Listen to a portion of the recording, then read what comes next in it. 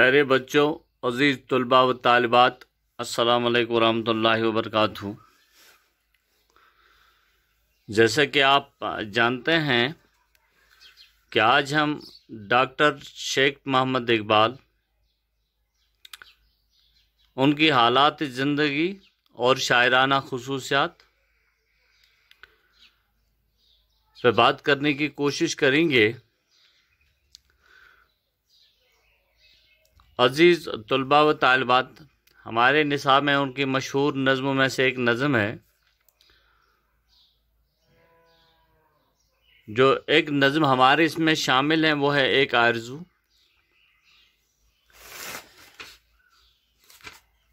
عزیز طلباء و طالبات، نظم لکھنے کا جو سلسلہ حالی مولانا آزاد، مولانا شبلی اور اکبر سے چلا تھا، اس نے آگے چل کر ایک غیر معمولی شاعر ڈاکٹر سر محمد اقبال کو جنم دیا، جنہوں نے فلسفہ اور شاعری کو اس طرح ملایا کہ شاعری جادو بھی بن گئی اور علم بھی۔ اقبال نے اپنی شاعری میں انسانوں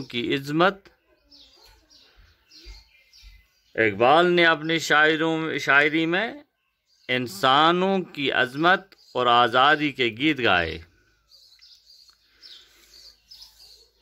ڈاکٹر سر محمد اقبال سیالکوٹ، پاکستان میں 1875 عیسوی میں پیدا ہوئے۔ سننے میں آیا ہے، کہنے میں آیا ہے، کتابوں میں آیا ہے کہ ان کا آبائی وطن کشمیر تھا اور انہیں اپنے کشمیری ہونے پر ناز تھا۔ کشمیر اور کشمیر کے لوگوں سے بے پناہ محبت تھی، جس کا اظہار انہوں نے اپنے کئی نظموں میں کیا۔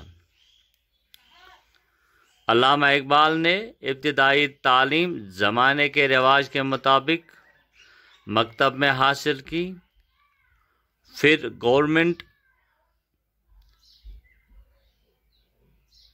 اسکول سیالکوٹ میں داخل ہوئے۔ میٹرک پاس کر کے مشن کالج سیالکوٹ میں داخلہ لیا۔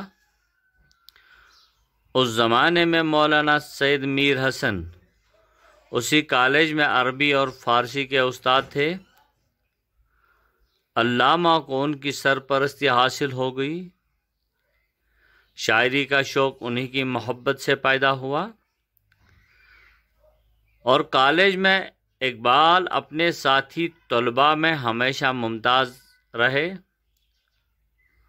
گورنمنٹ کالج لاہور سے BA پاس کیا، اس کے بعد پھر پنجاب یونیورسٹی سے MA کیا تو یونیورسٹی میں اول رہے۔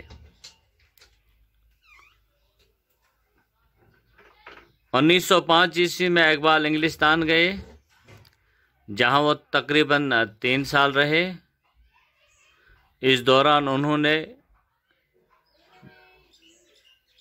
میونخ جرمنی یونیورسٹی سے PhD کی ڈگری حاصل کی اور لندن سے وکالت کا امتحان بھی پاس کر لیا،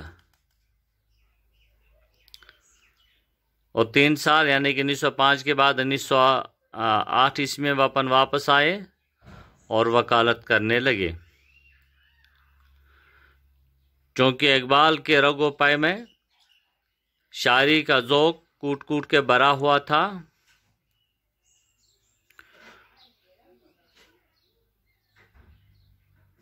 لاہور کے مشاعروں میں شریک ہونے لگے تو ہر طرف شہرت ہو گئی۔ داغ دہلوی کو اپنا کلام دکھاتے رہے، لیکن جلد ہی داغ نے کہہ دیا کہ اب کلام میں اصلاح کی گنجائش نہیں۔ اقبال کا شمار دنیا کے چند بلند پایہ شعراء میں ہوتا ہے۔ یہ اردو زبان کی خوش قسمتی ہے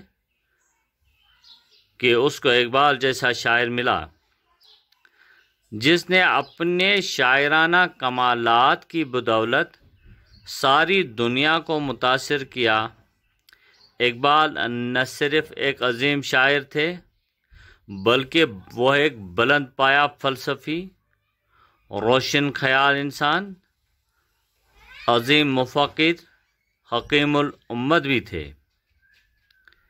اقبال نے شاعری میں ایک نیا فلسفہ اقبال نے اپنی شاعری میں ایک نیا فلسفہ زندگی بیان کیا۔ ان کی شاعری میں ہمیں تلاش و جستجو، محنت و مشقت کا پیغام ملتا ہے۔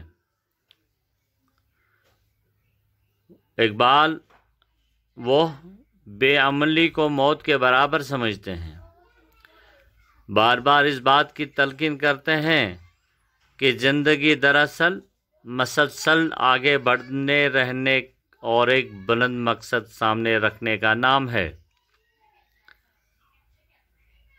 اقبال کے پیغام نے ہندی مسلمانوں میں ایک نئی اور تازہ روح پھونک دی اور انہیں ایک زندہ قوم بنا دیا۔ اقبال کا اردو کلام 3 مجموعوں پر مشتمل ہے: بانگ درا، بال جبریل اور ضرب کلیم۔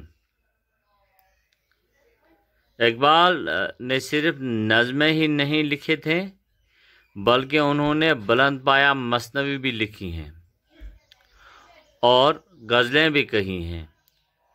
گہری سوچ اور فکر کے ساتھ ساتھ نکھری ہوئی زبان، شگفتہ ترکیبیں، روانی سلاست، تازگی علامہ اقبال کی شاعری کی خصوصیات ہیں۔ آخری چند برسوں میں اقبال کی صحت کچھ اس طرح بگڑ کے کہ بہت علاج کرنے کے باوجود صحت یاب نہ ہو پائے، اور بالآخر 61 سال کی عمر میں 21 اپریل 1938 عیسوی میں دنیا کے عظیم شاعر مفکر کی زندگی کا سفر ختم ہوا۔ جیسے کہ آپ جانتے ہی ہیں کہ شاہی مسجد لاہور کے احاطے میں ابدی نیند سو رہے ہیں۔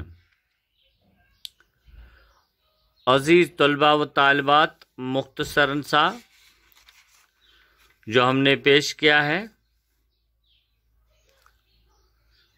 یہ علامہ اقبال کی سوانح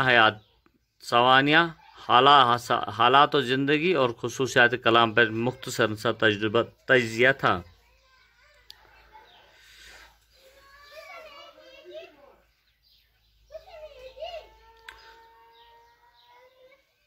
اقبال نے نظم کے امکانات سے پورا فائدہ اٹھایا اور اپنے فکر و فن سے اردو نظم کو وقار عطا کیا۔